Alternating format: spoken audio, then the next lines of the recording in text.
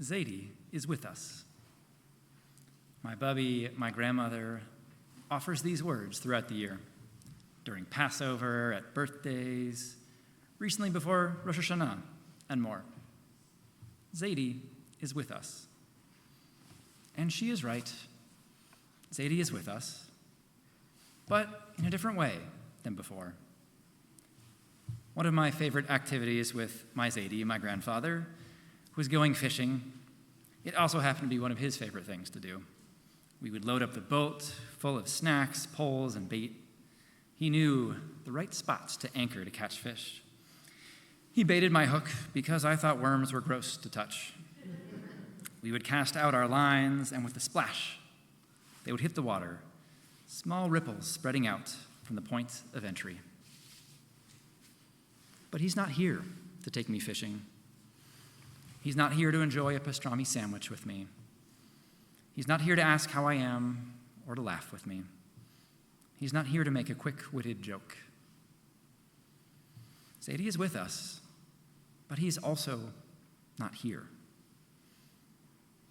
I imagine so many of us are living in that tension, that balance, that paradox. We are holding both of these truths at once.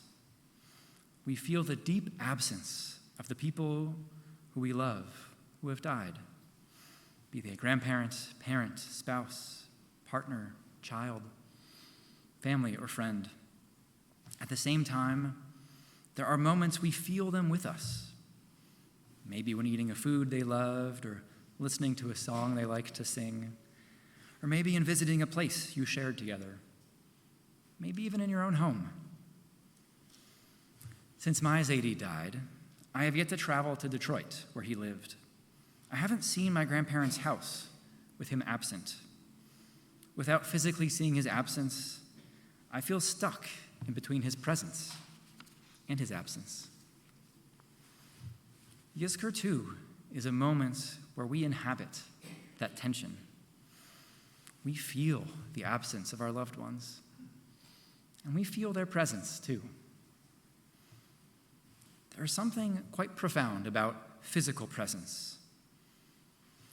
In acknowledging the role of physicality, our tradition provides a few key ritual objects for mourning. We unveil a gravestone. We light a yurtzeit candle. They ground us in the physical world as we interface with the spiritual one. And when we go to the cemetery, it's our custom to leave a pebble on the gravestone. There are a few explanations for placing a stone. In the time of the ancient temple, it was a warning to Kohanim, to the priests, that someone was buried there and they should stay back. Understood this way, we use stones to remind us that someone is buried close by. The Talmud says that after a person dies, their souls stay in the grave for a while. This is the second explanation. The stones serve to keep their souls down a little longer. Understood in this way, the stones serve to keep our loved ones with us for a little more time. Third explanation, compared to flowers, stones last a long time. Understood in this way, the stone symbolizes the permanence of memory.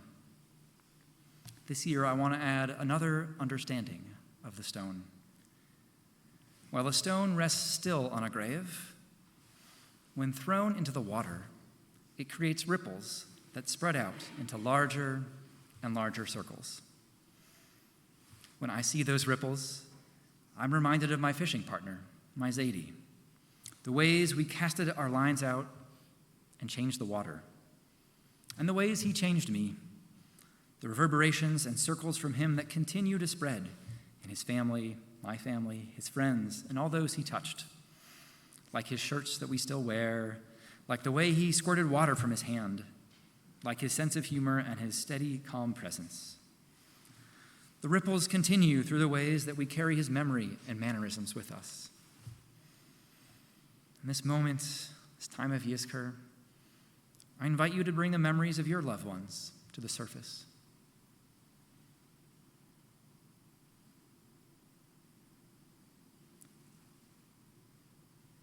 feel the way they continue to ripple and reverberate out in your life and into the world.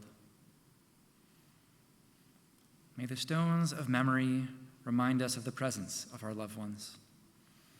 May the stones preserve our memories of them. And may the stones of memory keep our loved ones with us a little longer.